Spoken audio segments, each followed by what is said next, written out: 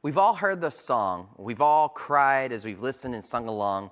May his favor be upon you and 1,000 generations, and your family and your children and their children and their children. The song is the extremely popular song called The Blessing, written by Cody Carnes, Carrie Job, Chris Brown, and Stephen Furtick. The song was written and then recorded in the same week, and it really was the song that we all needed to hear in 2020. The song was actually birthed out of several passages of Scripture. The bulk of the lyrics come from Deuteronomy 28, and it was a blessing that followed a pretty strict command. Deuteronomy 21:8 says, "And it shall come to pass, if thou shalt hearken diligently unto the voice of the Lord thy God, to observe and to do all his commandments, which I command thee this day, that the Lord thy God will set thee on high above all nations on earth." Then the scripture launches into 13 additional verses of all these amazing and incredible things that God is going to do for us. But then there is the dark side of the blessing. Verse 15 flips the script on the Israelites. Verse 15, "But it shall come to pass, if thou wilt not hearken unto the voice of the Lord thy God, to observe to do all his commandments and his statutes, which I command thee this day, that all these curses shall come upon thee and overtake thee."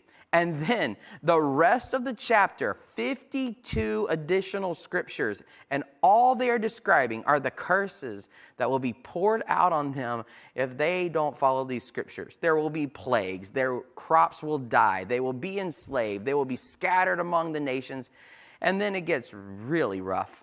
The blessing was amazing and powerful. But go and read Deuteronomy 28 on your own time and compare the blessings and the curses. It is very intense.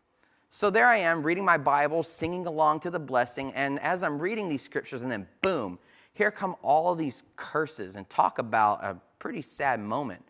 But then I was reminded about Pastor's sermon he preached several years ago. How can God bless a chili dog? If you haven't watched it, it's worth going to our website archive and checking it out. How can God bless us if we fill our lives with horrible things and then expect to be healthy? God cannot bless something that he is not for. He can't bless a life of sin. He can only bless a life that is pleasing to him. He can bless a life that follows his commands, like loving your neighbor, honoring your father and your mother, and to not be greedy or envious. Only then will we see the benefits of the blessings. But if we go against his commands, there is a dark side to this blessing. There is a curse, and it is devastating. If we fill our lives with things of this world, a steady diet of the filth that is so readily available at our fingertips, are we prepared to endure the consequences of our actions? We tend to not want to look at the other side of what might happen if we don't follow the rules and if we don't live right. But it's plain and simple. The blessings far outweigh the curse.